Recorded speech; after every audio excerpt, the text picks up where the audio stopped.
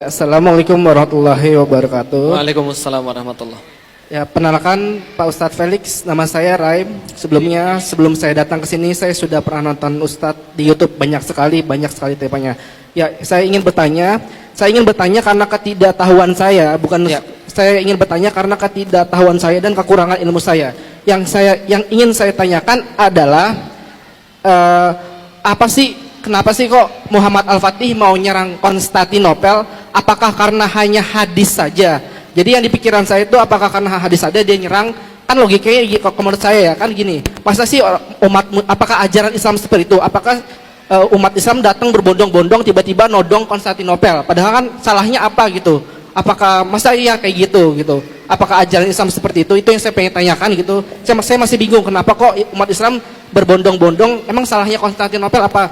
Berarti boleh dong saya kayak gini, saya datang ke lahan seseorang yang megah, saya bawa pasukan saya bilang gini, kamu harus serahin lahan kamu secara damai atau perang sama saya gitu. Itu yang pertama. Yang kedua, kan Roma itu sekarang kan nanti akan takluk Roma.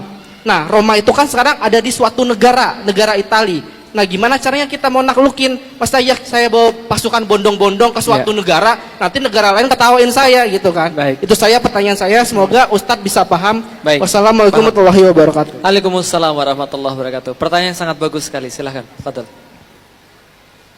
Oh langsung? Oh baik. Jadi gini Bapak Ibu sekalian. Pertama-tama, ada beberapa hal yang terjadi di masa lalu yang itu tidak ada lagi sekarang, yang itu adalah sesuatu yang wajar di masa lalu tapi aneh sekarang, dan bisa jadi aneh di masa lalu tapi nggak aneh sekarang. Contoh misalnya, Bapak Ibu sekalian, zaman dulu terutama ibu-ibu, ada cewek keluar pakai kutang saja. Zaman dulu kira-kira cewek baik-baik atau nggak baik? Keluar pakai kutang aja, cewek baik-baik atau yang nggak baik?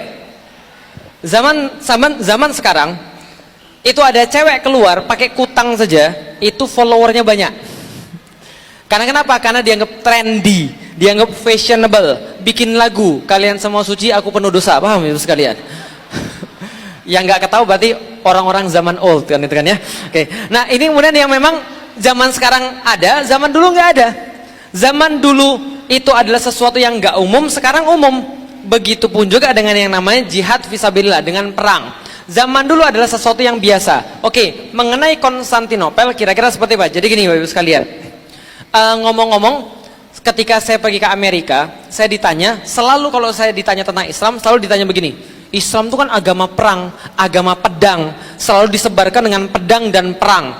Berarti Islam itu agama barbar, agama jahat. Pertanyaan saya sederhana, dia ngomong begitu pakai data atau cuma nuduh? Pakai data atau cuma nuduh? Hah? Data atau nuduh?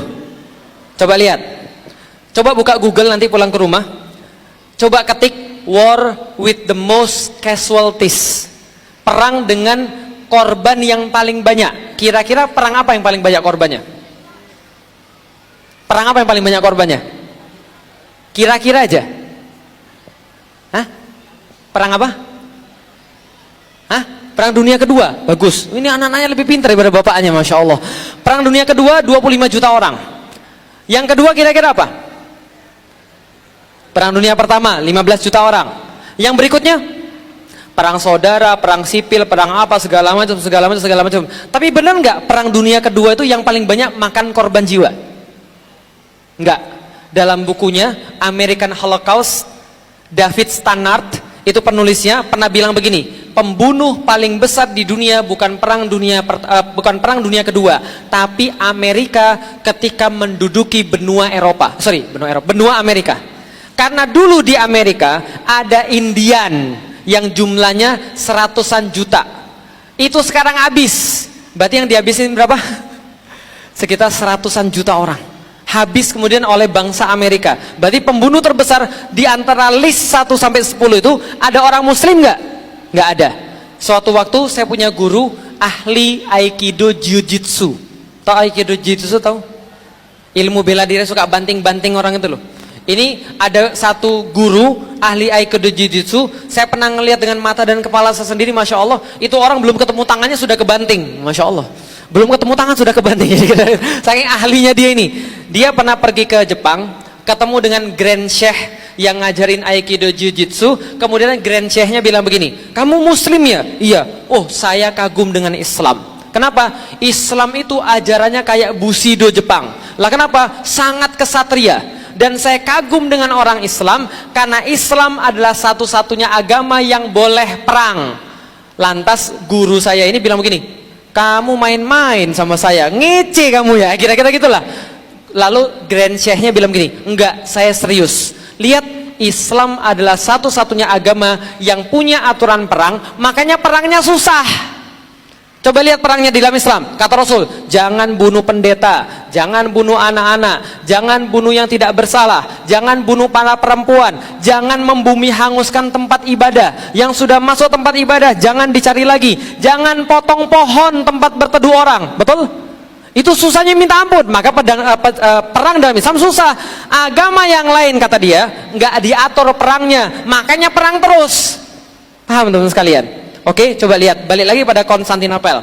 Konstantinopel dengan Islam itu clash yang tidak terelakkan. Zaman dulu yang memerangi Islam pertama kali itu orang-orang Konstantinopel. Perang apa? Satu, ketika Rasul masih ada namanya perang Mu'tah. Bukan perang Mut'ah, itu beda ya. Perang Mu'tah. Di tempatnya di daerah namanya Mu'tah, itu perang antara Rasulullah dan Konstantinopel. Heraklius dengan kemudian prajurit-prajurit Rasulullah. Itu yang pertama. Yang kedua, Yarmuk, sama. Perang apa lagi setelah perang Yarmuk? Mereka yang nyerang. Perang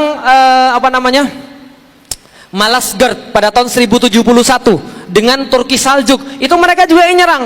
Apalagi banyak lagi perang-perang yang lain sampai akhirnya terjadi penaklukan Konstantinopel. Jadi itu tidak terelakkan sama sekali. Karena kalau misalnya kita kemudian tidak berjihad ke sana, mereka yang futuh ke kita. Oke, kalau gitu kita lihat. Lihat yang beberapa alasan yang lain. Sekarang saya tanya, teman-teman pernah nonton film bioskop? Pernah? Yang bagus tapi pernah? Kalau pas nonton film yang bagus, kasih tahu teman-temannya nggak? Setelah nonton kasih tahu teman-temannya nggak?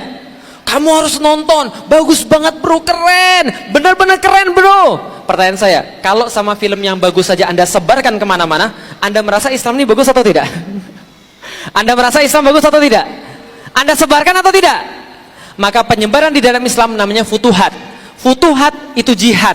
Futuhat membuka, bukan memerangi. Membuka, bukan menjajah. Makanya di dalam Islam, coba baca kisah-kisah penaklukan Islam, itu orang-orang meminta ditaklukkan oleh Islam. Misalnya contoh, orang Yahudi yang ada di Syam, yang ada di Palestina sekarang bilang begini, lebih baik kami ditaklukkan oleh Islam. Lah kenapa? Pas kami ditaklukkan oleh Romawi, kami diusir dari kota Yerusalem. Ketika kami ditaklukkan oleh Islam, kami boleh pergi ke Yerusalem. Maka lebih baik Islam daripada yang lain. Orang Nasrani ketika di Syam juga mereka berkata, lebih baik kami dijajah oleh Muslim daripada dijajah oleh Romawi. Padahal kita bukan menjajah. Lah kenapa? Bagi mereka, ketika orang Muslim yang menguasai, mereka lebih tenang, mereka lebih adil. Bisa dipahami teman-teman sekalian? Itu Islam, futuhat, bukan memerangi, bukan menjajah. Jadi kalau bisa kita pengen menyebarkan, itu yang kita lakukan, bukan memerangi, tapi membuka. Oke, berbicara tentang kota Roma, bagaimana penaklukannya? Ada satu hadis, Rasul berkata begini, ada sebuah kota, sebelahnya lautan, sebelahnya daratan. Orang mengira Konstantinopel, tapi ada ulama yang mengatakan ini kota Roma. Sebelahnya lautan, sebelahnya daratan. Maka kata Rasulullah, tidak terjadi hari kiamat sebelum 70.000 Bani Ishak datang ke sana. Kemudian mereka membuka kota itu, dan mereka tidak membukanya dengan perang, tidak dengan tombak, tidak dengan panah, tapi dengan ucapan takbir dan tahlil. Allahu Akbar, la ilaha illallah. Maka kata Rasul, satu tembok lepas. Allahu Akbar, la ilaha illallah, satu tembok lepas. Allahu Akbar, la ilaha illallah, mereka masuk dengan damai, berarti tidak dengan perang. Jadi dengan apa? Dakwah. Coba lihat, kemarin saya diceritain oleh seorang ustadz yang dia pernah pergi ke Suriah. Dia berkata begini, ada satu kota yang dibebaskan oleh mujahidin di Suriah itu tidak dengan senjata, tidak dengan apapun, tapi dengan takbir dan tahlil. Dulu mungkin kita merasa gimana caranya, ternyata begini ceritanya. Ketika datang mereka ke situ, ada penjaga-penjaga di situ, mereka itu berkata, Allahu Akbar, Allahu Akbar, langsung lari semua itu orang-orang. Jadi orang-orang itu takut karena takbir. Ya mungkin bukan begitu keadaannya pas di Roma, tapi bisa jadi karena dakwah kita masuk ke sana, dan 70.000 Bani Ishak itu bukan orang-orang Arab, karena Bani Ishak itu bukan Bani Ismail. Bisa dipahami ya? Berarti itu bisa jadi adalah orang-orang Eropa yang masuk Islam, mereka membuka kota itu sendiri.